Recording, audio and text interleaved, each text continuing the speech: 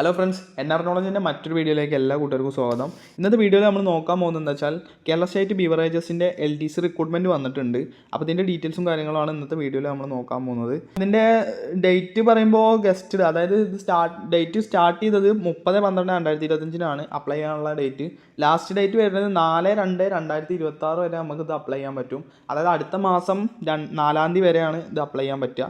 Category number വരുന്നത് 619/2025 ഇത് പോയിട്ട് സെർച്ച് ചെയ്ത് കഴിഞ്ഞാൽ നിങ്ങൾക്ക് പെട്ടെന്ന് തന്നെ ഈ നോട്ടിഫിക്കേഷനിലേക്ക് എത്തിപ്പെടാൻ പറ്റും. പിന്നെ ഇതിൻ്റെ സ്കെയിൽ ഓഫ് പേ എന്ന് പറയുമ്പോൾ 9,190 to 15,780 നിങ്ങൾ ഈ സാലറിയും കാര്യങ്ങളും കേട്ടിട്ട് ഇത് അപ്ലൈ ചെയ്യാതിരിക്കേണ്ട. കാരണം എന്താ വെച്ചാൽ ഗവൺമെൻറ് ജോലി എന്ന് പറയുമ്പോൾ എപ്പോഴും സെക്യൂർഡ് ആയിട്ടുള്ളൊരു ജോലി തന്നെയാണ്. അപ്പോൾ എല്ലാവരും മാക്സിമം അപ്ലൈ ചെയ്യാൻ തന്നെ ശ്രമിക്കുക. ഏജ് ലിമിറ്റ് എന്ന് പറയുമ്പോൾ 18 to 36 വയസ്സ് വരെയുള്ള ആൾക്കാർക്കാണ് ഇത് അപ്ലൈ ചെയ്യാൻ പറ്റുക. 2/1/1989 1/1/2007 ഇടയിലുള്ള ആൾക്കാർക്കാണ് ഇതിന് അപ്ലൈ ചെയ്യാൻ പറ്റുക. പിന്നെ SC/ST കാൻഡിഡേറ്റ്സിനൊക്കെ അവരുടേതായിട്ടുള്ള ഇളവുകളും കാര്യങ്ങളും ഉണ്ടാവും ഏജിൽ.